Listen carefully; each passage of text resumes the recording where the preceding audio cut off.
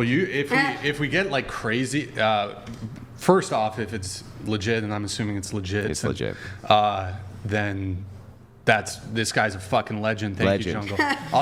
We gotta be careful. Somebody's like, they could just like try to screw us over and just be like, do a credit card dispute or something. But except that guy sent like $20,000 to the Crucible, never disputed a single thing ever. Yeah. So like the little faith in my boy Jungle. No, yeah, I just want to clear that up. Wonderful. That's why I was asking. But yo, Jungle, you're fucking legend, and we're about to pop. I had to have my girl because we're actually out of champagne. You tapped us, Jungle, but so she had to go down. She had to go get some more champagne. And by the way, so he did too. You're a legend, sir. Jungle donated $1,000. What a legend. Pop champagne. Thank you, man. Wow. Keep 'em coming, Brian. Bobby Jake is keeping it light and classic. We good in the hood. Oh, good. Oh, it's one of these Digins weird. Can't win. Not one step back. And one SB. Oh no, it's one of these weird ones. This is a good time for me to get a smoke. All right, yo, Jungle, you're a legend. Yeah. You're a legend. All right, thank you, Jungle. Appreciate it, man. I'm in the crosshairs. By the way, Jungle, if you want to do some fucking top G Giga Chad shit. By the way, join our Discord. When you do a champagne pop, you get a free legendary roll on the whatever Discord. That's discord.gg/whatever. We have crypto options. I don't know if you're a crypto guy. We have Ethereum.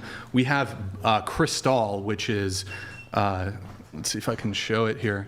Oh, is it not on the oh, here it is. This is a empty ball of Crystal. And you can, for one Ethereum, we'll pop a ball of Crystal, which is, it's like a $500 bottle. So a very nice bottle of champagne. So we have those. All right. While I'm getting this popped, I'm trying to, oh shit, don't want to get this. While I'm getting this popped, Felicity, go ahead, take over. All right. You got this, Felicity. We believe in you. Oh my god. Oh, is this just? Ooh, that makes me nervous. Oh God, right? Wait. Hold on. I gotta do this off camera. Oh God. How old are you, Felicity? Sorry. I'm 19. 19. Oh my God. Okay, How old did you think I was? I mean, in your 20s at least. You know, you look very mature. You're closer to my son's age than mine. I get like mixed opinions. Like some people think I look really young. Some people think I'm like 24. I'm like, I'm not 24. I just turned 19 like not even a month ago. So Happy birthday. thanks. So does body count still matter for like your age group? Because I'm old, so I know, right? Yeah. But then again, as we get older, we don't care. Even the guy, I gotta say this: the guys that I coach, honestly, once they start healing and stuff, they literally don't give a. They don't care. There's some people that will, I'm sure, of course, and there's some people that will, but there's sometimes it's just you care about more about the person. yeah. I've honestly never encountered someone who was like, oh, I have an issue with body count. Now, I don't date very often. I but do. even Still. I have not. I would prefer someone to have like the same body count as me if I'm gonna date them seriously. Well, you're younger too. I can't imagine a 19-year-old being like, I've had 500 women. You're like, yeah, in what time? Right? In what time? Are you going to school? Yeah. Do you have hobbies? If you're dating like an older person who had like 3 times your body count, I could see how that would Like be that, I would awkward. understand more. Like if I was dating someone that was a few years older than me, I'd understand if they had more. Right. Yeah. But Perspective. Yeah. I'll have that. I'm like, Thank you for that answer, though. That's, yeah. You'll have some? I'll have some. So what are the age demographics for like most of your clients? Because I have 2 boys, and once I get married, we'll have 8 boys in between the 2 of us. So just like as a future husband, mom, you know, like what are the age groups of clients that For you, me, yeah, I coach anywhere from 18 to I have a client in his 80s, mid 80s. Wow. I have a few clients in their mid 80s. Oh my goodness. Yeah, like I've never heard of a coach that handles that kind of thing. Honestly, I didn't either. I didn't really know about it. I knew about Tony Robbins, but I didn't know that that this kind of thing existed. I knew about pickup artists a little bit, but no, I got sober 8 years ago today, actually. Today's my 8th year sobriety date. Congratulations. Thank you. I just took a cake for 8 years and then came here. What was your poison? Alcohol and cocaine, and then pretty much whatever anyone had in their hand. It really wasn't. I was like that, whatever, put it in me. But then I was doing odd jobs. I had a great resume, but I had to heal so much. And then eventually, I was debating on going back to getting my master's and PhD, but I didn't like the idea of being in school for that long. And so I just waited, and then I had a friend of mine call, and she was like, hey, we've got a friend, she's a dating coach for men. I think you guys would be a great fit. Because I was always helping people. I was always helping men. I was always guiding. I was always giving advice, right? Yeah. And then all of a sudden it was like, oh my God, this is a thing. And then honestly, when I started coaching is when I started really taking a better look at myself and taking massive accountability. I learned so much by coaching men. I was like, whoa, we're a lot more similar than I thought. And then I wound up continuing my education and doing like NLP and all that. Yeah. You're a Can lot more I tell you similar. that I'm always, I'll just be honest with you, I'm always skeptical of dating coaches. Me too. So Are you kidding?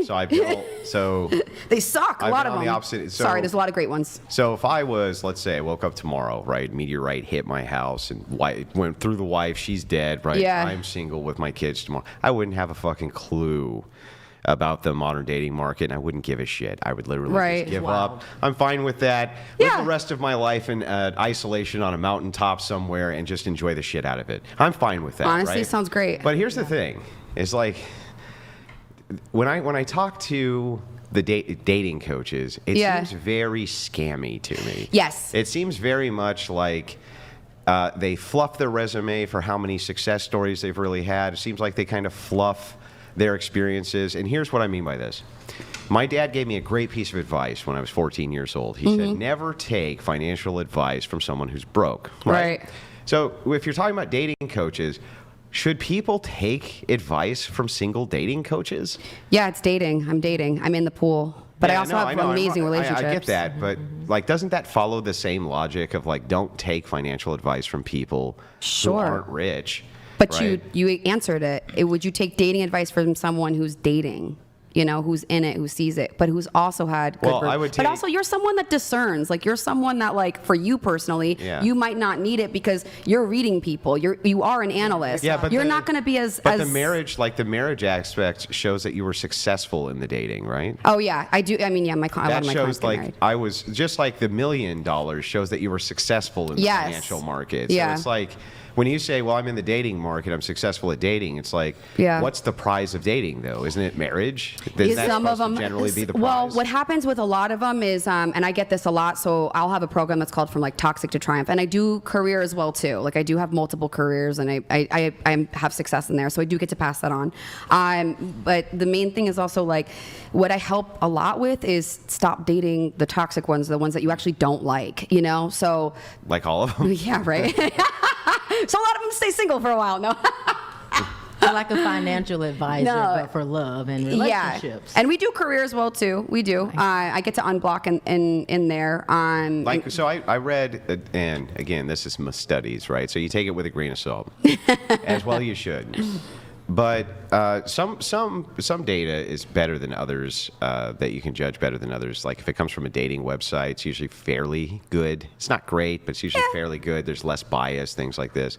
But one thing is, like, there used to be dating placement agencies. So what they would do, and they still exist, right? Yeah, they still exist. Yeah, is that they would just like link people up for dates, right? And then, let the chips fall where they may.